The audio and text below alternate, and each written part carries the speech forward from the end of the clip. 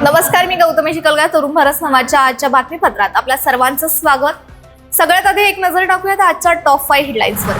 खडकेवाडा इथे निपाणी मुरगुड रस्त्यावर भीषण अपघात, पादचाऱ्यासह कारमधील दोघांचा मृत्यू, एकूण 3 जण ठार. किणे इथं जागरूक युवकांमुळे बँक ऑफ इंडियाचे एटीएम फुटता वाचलंय. केमिकल वापरणारे अज्ञात चोरटे फरार. कोल्हापूर एलसीबीची मोठी कामगिरी, चेन स्नॅचिंग करणाऱ्या 2 अट्टल गुन्हेगारांना अटक करून 12 गुन्ह्यांची हुकम. ऊस वाहतूकदारांच्या कागदपत्रांचा गैरवापर करून साखर कारखान्यांकडून कोट्यवधींचे कर्ज, जिल्हाधिकारी कार्यालयावर बेमुदत आंदोलन सुरू. आणि प्रलंबित मागण्यांसाठी उत्पादकांचे अन्नत्याग आंदोलन सुरूच. रात्री भजनाच्या माध्यमातून शेतकरी जागत. पाहुयात यासह जिल्हाभरातल्या महत्त्वाच्या घडामोडी सविस्तर.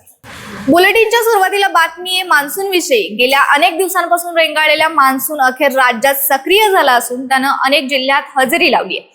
रत्नागिरीमध्ये पावसाची सुरुवात झाली असून मान्सून आता पुणे, लातूर आणि अलिबाग पर्यंत पोहोचलाय. कोल्हापूरमध्ये तुरळक पाऊस झाला असून पुढील 48 तासांमध्ये हा पाऊस मुंबईसह संपूर्ण महाराष्ट्रात पडेल असा हवामान विभागाचा अंदाज आहे.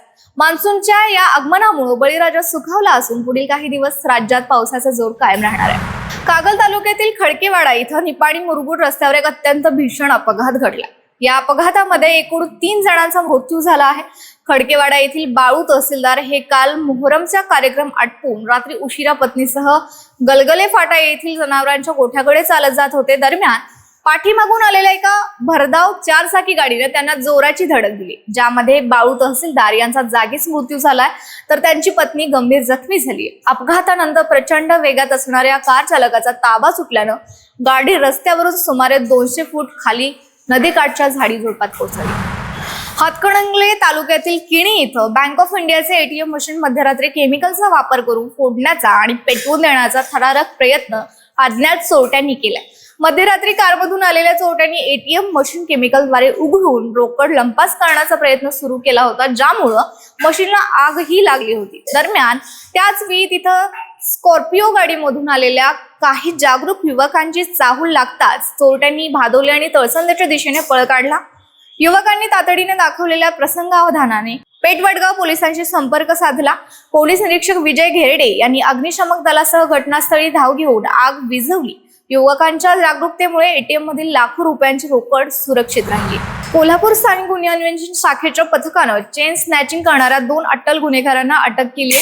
पोलिसांच्या या धडक कारवाईत कोल्हापूरसह आणि जिल्ह्यातील तब्बल 12 गुन्ह्यांची यशस्वी उकल करण्यात आली. अटक करण्यात आलेल्या या सराईत गुन्हेगारांकडून पोलीस 14,92,000 रुपये किमतीचा सोन्याचा आणि इतर मुद्देमाल जप्त केलाय. या कारवाईमुळे गळ्यातील दागिने चोरी जाण्याच्या घटनांमधील मोठी टोळी गजाआड झाली.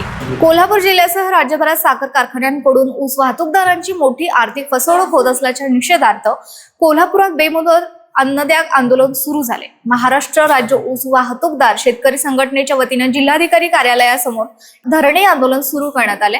ऊस तोडणी आणि वाहतूक कराराच्या वेळी घेतलेल्या कागदपत्रांचा गैरवापर करून अथणी शुगरच्या महाराष्ट्रातील विविध युनिट्सनी वाहतूकदाराच्या नावावर कर्नाटकातील स्टेट बँक, कॅनरा बँक आणि बँक ऑफ इंडिया मधून कोट्यवधी रुपयांचे मुद्रा आणि HNT कर्ज उचलल्याचा आरोप आंदोलनकर्त्यांनी केलाय.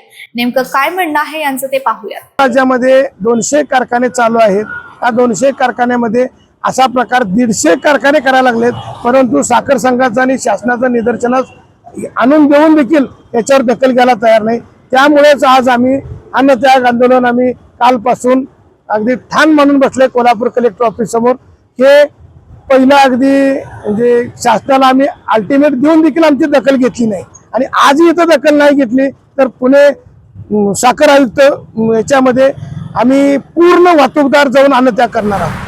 भुदरगड तालुक्यातील मोरेवाडी गावाच्या पिण्याच्या पाण्याच्या जॅकवेलमध्ये हजारो मासे मृतावस्थेत तरंगताना आढळल्यानं ग्रामस्थांच्या आरोग्याचा मोठा प्रश्न निर्माण झालाय. रविवारी रात्री काही नागरिकांना जॅकवेलच्या पाण्यात मोठ्या प्रमाणात मृत मासे तरंगताना दिसून आले. बेकायदेशीर आणि चोरटी मासेमारी करण्यासाठी काही अज्ञात इसमांनी पाण्यात विषारी पदार्थांचा वापर केल्याचा दाट संशय व्यक्त केला जातो. पिण्याच्या पाण्याच्या स्रोतामध्ये हा घातक प्रकार घडल्यामुळे मोरेवाडी ग्रामस्थांमध्ये तीव्र संतापाची भावना असून दोषींवर तातडीने कडक कारवाई करण्याची मागणी होत आहे. त्याचबरोबर दुसरीकडे भुदरगड तालुक्यातील पाटगाव गावाची एक विशेष बातमी आहे. या गावाने आपल्या नावाची आणखी एक उल्लेखनीय नोंद राज्याच्या शैक्षणिक क्षेत्रात करून दाखवली. महाराष्ट्र राज्याच्या नवीन शालेय अभ्यासक्रमातील इयत्ता 4च्या इंग्रजी विषयाच्या पुस्तकात द हनी विलेज म्हणजेच मधाचं गाव या धड्याच्या माध्यमातून पाटगाव गावाचा विशेष गौरव करण्यात आलाय। ग्रामीण विकास, पर्यावरण संवर्धन आणि मधमाशी पालनाच्या यशस्वी प्रयोगामुळे राज्यभर प्रसिद्ध झालेल्या पाटगावचे हे यशस्वी मॉडेल आता लाखो विद्यार्थ्यांपर्यंत पोहोचणार आहे। याच मधाचं गाव पाटगाव याविषयी आपण सविस्तर व्हिडिओ केलेला आहे, तर आपल्या तरुण भारतच्या युट्यूब चॅनलवर पाहायला विसरू नका। करवीर तालुक्यातील सुये इथं ऊस उत्पादक शेतकऱ्यांच्या विविध प्रलंबित मागण्यांसाठी सुरू असलेल्या अन्नत्याग आंदोलनाला ग्रामीण भागातून मोठा पाठिंबा मिळतोय। आंदोलनाचा भाग म्हणून रविवारी रात्री आंदोलनस्थळी एका विशेष भजन कार्यक्रमाचं आयोजन करण्यात आलं होतं। या भजनाच्या माध्यमातून शेतकऱ्यांचे प्रश्न, साखर उद्योगातील वाढत्या अडचणी आणि आंदोलनाच्या मागण्यांसाठी आगळावेगळा जागर करत जनजागृती करण्यात आली। यावेळी परिसरातील ग्रामस्थांनी मोठ्या संख्येने उपस्थित राहून आंदोलक शेतकऱ्यांना आपला जाहीर पाठिंबा दर्शवला। कोल्हापूर जिल्हा म्हटलं की डोळ्यांसमोर येतो तो मुसळधार पाऊस आणि समृद्ध परिसर, पण आज याच कोल्हापुरात पाण्याचा प्रश्न गंभीर बनला असून धरणांमधला पाणीसाठा आटत चाललाय। अशा अत्यंत गंभीर परिस्थितीत फक्त सरकारवर अवलंबून न राहता पाणी जपून वापरा हा संदेश कृतीत आणणारा एक कौतुकास्पद उपक्रम आपल्या कोल्हापुरात राबवला गेलाय।